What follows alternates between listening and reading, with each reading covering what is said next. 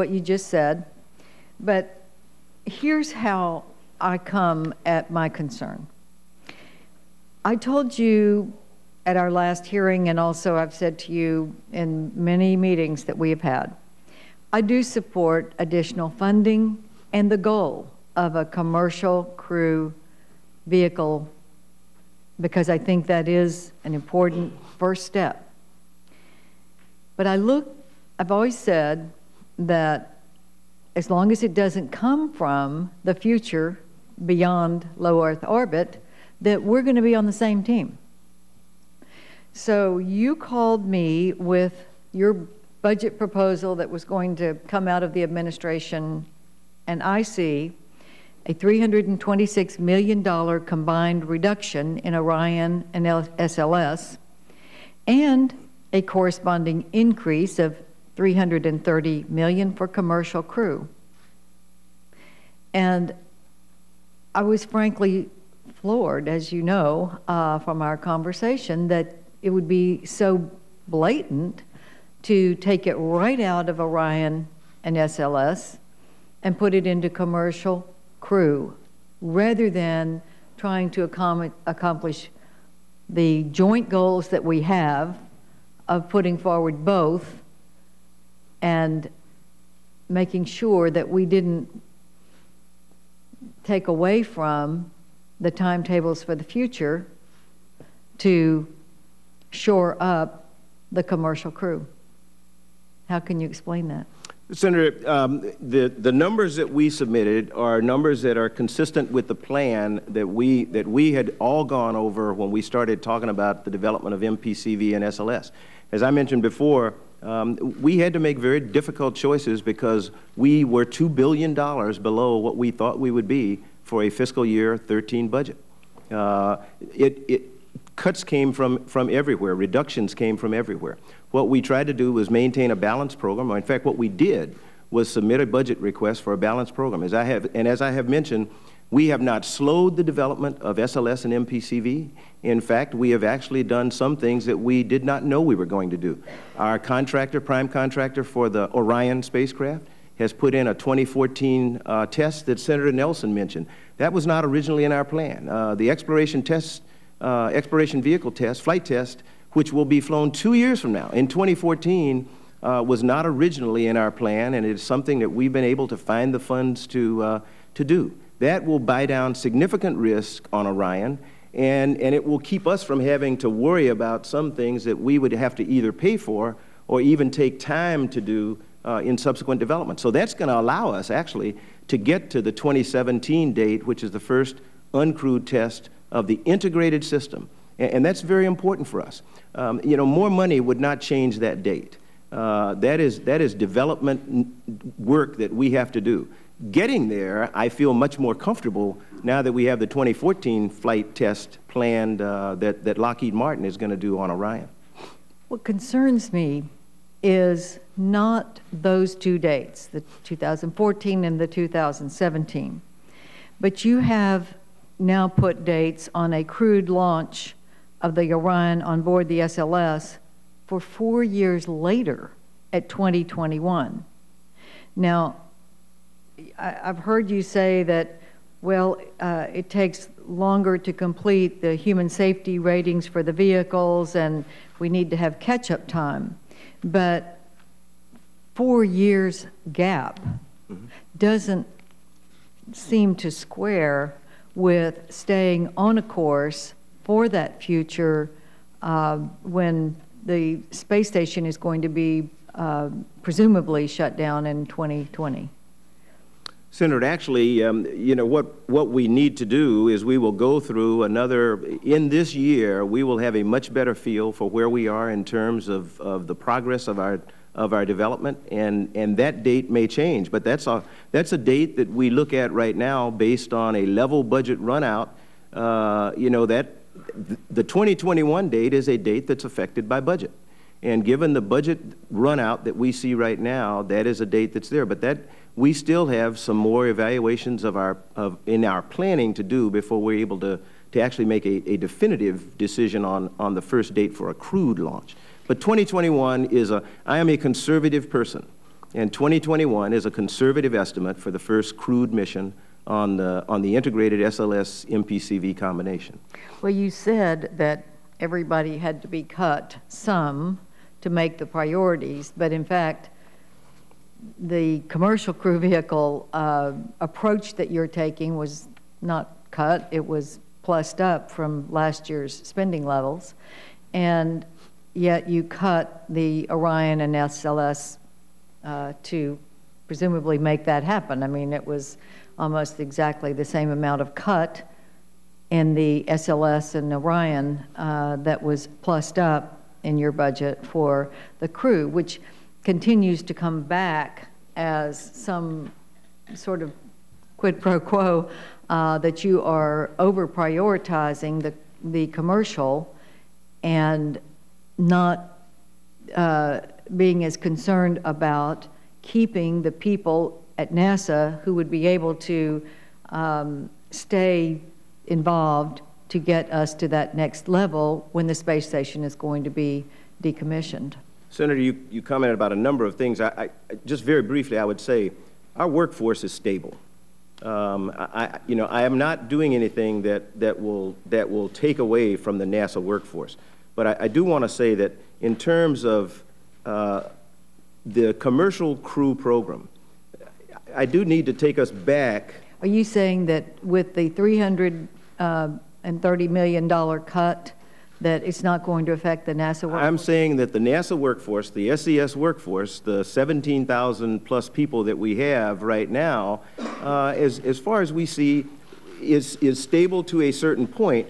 You know, everybody, we are looking at how we move the skills around. So our center directors right now are working to determine how they take the projects that we have assigned them and how we may need to move skills around or bring in. We want to bring in fresh blood, if you will. We're looking for how we take some of the interns and co-ops that we train and employ them. So those are issues of workforce that we're looking at. But the civil service workforce, I don't expect to be affected by this budget. This budget enables us to keep our civil service workforce relatively stable for now.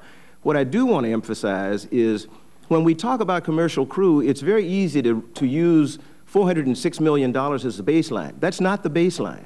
If you all will recall, my original request was over $1 billion. We brought that down for fiscal year 12 to $850 million. We were cut by half. When I was asked last year, what effect does it have if you don't get $850 million? I said that directly affects the date of delivery of commercial crew capability. That is how we got to 2017 instead of 2015, 2016. And any subsequent reductions from what the President has requested for commercial crew only serves to delay the amount of time that we have a commercial and American capability to get our crews to the International Space Station. The reason I wanted to emphasize the importance of ISS is I have to be able to support that. You know, I'm not worried about it right now for cargo because of STS-134 and STS-135 that this Congress funded after the President's request. So we all worked together to get that. And it is really important that we got STS-134 and 135 flown. Because now, with the delays that we may see in getting to a viable crew and cargo program, we are not worried about having to demand station. I need to get American crews to station on American vehicles and decreasing the amount of money below $829 million, what we request, will not help close that gap. Mr. Administrator, we agree that we need to get the commercial crew up so that we're not dependent on the Russians. In our authorization bill, we provided the allocations that would allow that to happen without taking from the longer term, the beyond low Earth orbit vehicles. The authorization level was $500 million. That was signed by the President. That's part of the agreement. So when you come in and ask for $850 million and you take it right out of Orion and SLS, we've got a disconnect here if you're saying that is the baseline budget. No, $500 million is the authorized level. So I want to ask you a question, because I've been looking at this and trying to get a way forward that the crew, the commercial crew vehicle can go forward with a reasonable level, and we can also not stop the beyond low Earth orbit, both NASA employee base to learn from the commercial vehicle and to go forward. And here's the line that I would like to take and have your response.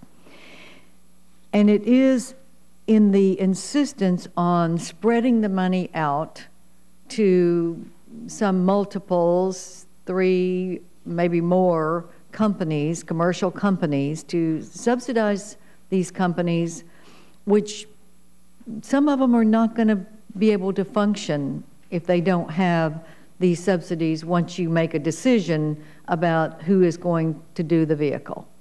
So we're essentially throwing a lot of money at some companies that may never be able to use it to the taxpayer advantage.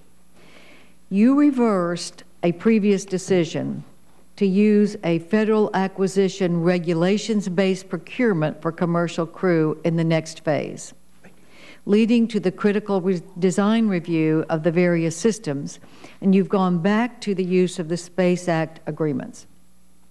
The Aerospace Safety Advisory Panel recently issued its report expressing some concerns about this approach and the degree to which it can enable NASA to ensure the safety standards are being met. So I'm just wondering if you're going to put off the safety-related human rating requirements to that next level, isn't there maybe an overspending at this point in the proliferating of companies that are getting the federal subsidies? And couldn't you, number one, make the commercial crew developers more accountable in the early stages if you cut back on the number of companies that you're dealing with, and go back to the, maybe the more traditional approach of getting the designs and the standards and then going out for bids and lowering the number of subsidies you have to do of private companies to maybe 2 instead of 3 or more, and spend the taxpayer dollars more efficiently and be able to do the job that we want you to be able to do for commercial crew, and also keep the ongoing coordination with your NASA-based SLS and Orion development, and have a win on both sides. Senator, let me offer this. If I had made an earlier decision to go with one of the 2 companies that were believed to be competitors for commercial crew, Boeing would not be in the competition now. And I'm glad Boeing is, but we are where we are. We're not back there. Senator, I'm just saying, I'm glad Boeing, for those who would like to see me make a decision on a company now, or would like to have seen me go with a contract in February as my original acquisition strategy stated, the experts, people who are considered to be experts in acquisition and funding, GAO, the NASA ASAP, my OIG, many of them said, given the budget, given you have now $406 million, we think it is prudent, this is their direction to me, we feel it's prudent for you to review your acquisition strategy and maybe not go with the strategy that you presently have. No one was as reluctant as was I to change my mind on the acquisition strategy. We had come to the strategy that we had after long deliberation.